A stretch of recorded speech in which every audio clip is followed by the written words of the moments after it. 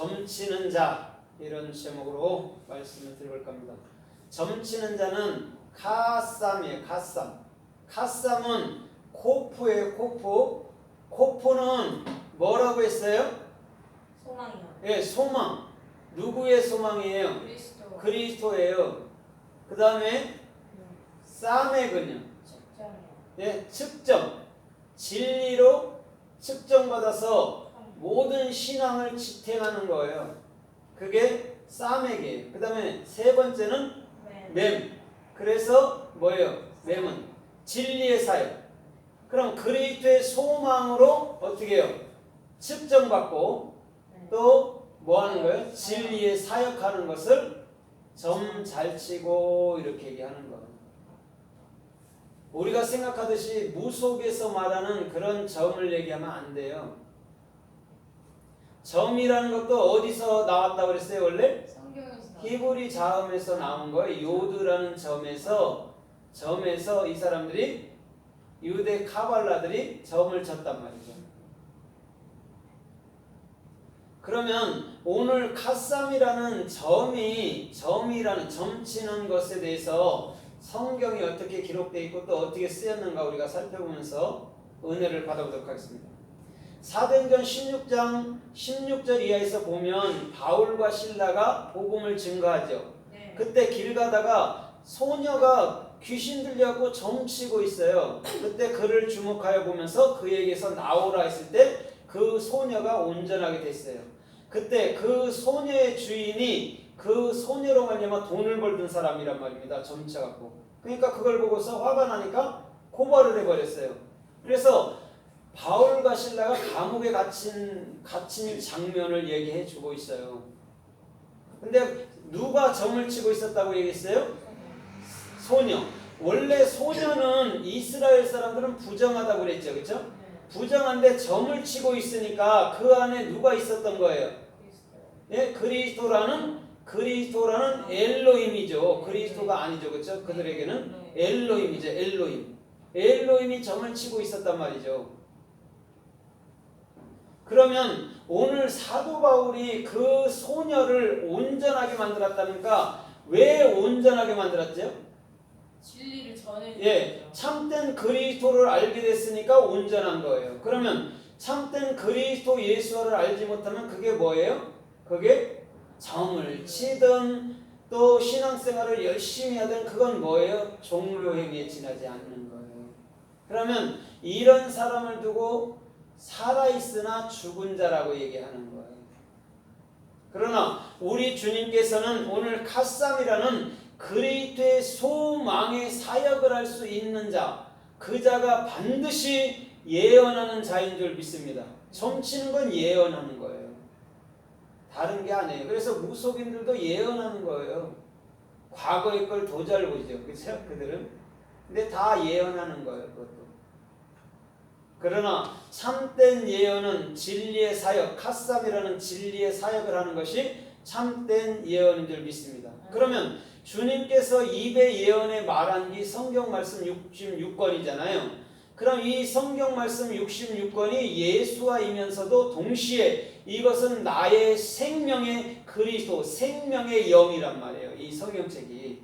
그럼 우리는 생명의 영을 취해야지 그런 문자적인 그 형상을 취해버리면 내게서 나가는 게 은혜가 아니고 행위밖에 없단 말이에요. 그러나 오늘 이 문자를, 이 66권의 활자들을 내 마음속에 은혜로 가져버리면 우리들의 삶은 하늘나라의 삶으로서 오늘도 열매 맺고 또한 생명과일을 증가하는, 생명의 참말을 증가하는 아름다운 일꾼으로 나타날 줄 믿습니다. 그래서 창세기 44장 15절에도 보니까 누구의 자녀들이에요? 야곱의 자녀들이 애굽으로 양식을 구하러 갔죠. 그때 요셉이 그들에게 양식을 주면서 거기다가 금잔 하나를 넣어줬죠. 그래놓고 이 금잔을 누가 갖고 갔느냐 이렇게 말했습니다. 그렇죠? 그때 우리는 안 갖고 갔다 말했어요. 근데 자루를 뒤져보니까 거기서 나왔어요. 그러면서 요셉이 하는 말이 이렇습니다. 창세기 44장 15절에서 내가 점 잘 치는 것을 너희가 알지 못하느냐 이렇게 얘기를 해요. 그러면 그들에게 금잔을 줬다고 말합니다. 자루에. 자루는 우리 마음을 얘기해요. 그럼 금잔이라는 것은 자하부잖아요. 그 명령을 수행해서 생명의 영이 된 마음을 자하부라고 얘기한단 말입니다. 그럼 그것이 곧 뭐였다는 거예요? 내 마음속에 있는 자하부, 그리스도의 생명의 영이 뭐였다는 거예요? 카삼이라는 오늘도 진리의 사역을 얘기해 주고 있는 거란 말입니다. 요셉은 형제들에게 그걸 준 거란 말이에요. 카삼을. 근데 이 형제들은 전혀 알지 못했다고 거기서 해석을 해놨단 말입니다. 거기서 로라는 알지 못했다, 없다, 이것은 뭐냐면 하나님을 배우고 익혀봐. 그러면 네 마음속에 카삼이 있는 거야. 하나님의 진리의 사역이 거기 있는 거야를 얘기해 주는 거예요. 그러면 요셉은 형제들에게 그 진리를 가르쳐 주는데 형제들은 모른다, 없다, 아니다라고 하고 있는 거예요. 그러나 우리 주님께서는 끊임없이 우리 마음 가운데 당신의 참된 마음과 참된 생명의 말씀을 우리들에게 허락해 주시는 줄 믿습니다. 그래서 끊임없이 우리 주님은 저와 여러분들의 모든 삶을 이끌어가는 거예요. 사람이 할 수 없지만 하나님은 하신단 말이에요. 그러나 사람이라는 자체는 자기의 이득을 위해서만 살지만 하나님은 자기의 이득을 위해 살지 않아요. 누구의 이득을 위해 살아요? 우리를 위해서 사시는 분이란 말이에요. 그래서 하나님과 같은 분은 없다고 다윗은 고백하는 거예요. 왜? 하나님처럼 이타적인 삶을 사는 사람은 없거든요. 인간은 다 자기만을 위해 살지요. 타인을 위해 산다는 건 그냥 말뿐인 거예요. 실상 되지도 않아요. 기분 좋으면 좀 되고 기분 나쁘면 이내 그것도 안 돼. 그렇죠? 그러나 하나님은 어떻게 해요? 한결같이 당신의 모든 것을 우리들에게 주시는 분인 줄 믿습니다. 그래서 민수기서 22장 7절에도 보니까 민수기서 22장 7절에 보니까 거기에 보니까 모압의 장로들이 이렇게 말해요. 모압의 장로들이 점칠 돈을 가지고 이러면서 발람에게로 갔습니다. 그래서 발람에게 돈을 주면서 발락이 이렇게 말하라고 하더라 이렇게 얘기를 해요. 거기서 점치는 돈, 이게 점치는이 카삼이에요. 그럼 발람이 지금 많은 사람들은 발람을 거짓 선지자고 악한 선지자라고 얘기하는데 발람이 지금 뭐하고 있는 사람이에요? 발람이 뭐하고 있어요? 그리스도의 소망의 영으로 말미암아 진리의 사역을 하고 있는 자란 말입니다. 그래서 눈을 떴다 감았다 하는 자가 하늘의 이치를 보는 자가 가라되 이렇게 말하는 거예요. 그걸 카삼이라고 얘기한단 말입니다. 그러면 자, 이 세상에는 무속 속에 있는 전혀 그 무속 속에 있는 1차원적인 점쟁이들이 있어요. 그 다음에 조금 더 가는 점쟁이들은 뭐 고승들이나 이런 사람들이란 말입니다. 그러나 또 거기서 한 단계 위가 기독교의 목회자들도 점을 치고 있죠.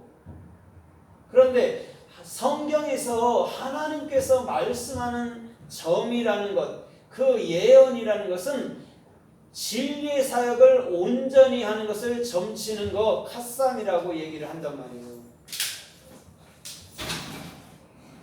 그러면 그 시청각 교제 속에서 보여지는 모든 것들은 다 뭐하라고 우리들에게 보여주는 거예요?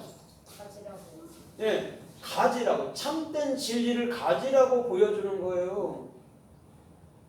그래서 무당들도 자꾸 뭐라고 얘기를 해? 무당들도 산신령이라 하고 뭐 대장군을 모셨다 그러고 뭐 할아버지를 모셨다 하고 뭐 할머니를 막 다 틀려요. 그렇죠? 네. 무당들마다 다 틀려요.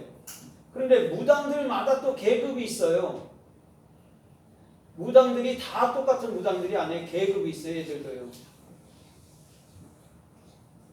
그러면 이 알 수도 없는 신들이라고 이렇게 수없이 뭐 할아버지니 산신령이니 뭐 옥황상제니 뭐 이순신 장군이 이렇게 나오는데 이런 모든 것들이 무속 속에 존재하는 엘로힘이었다는 것이죠.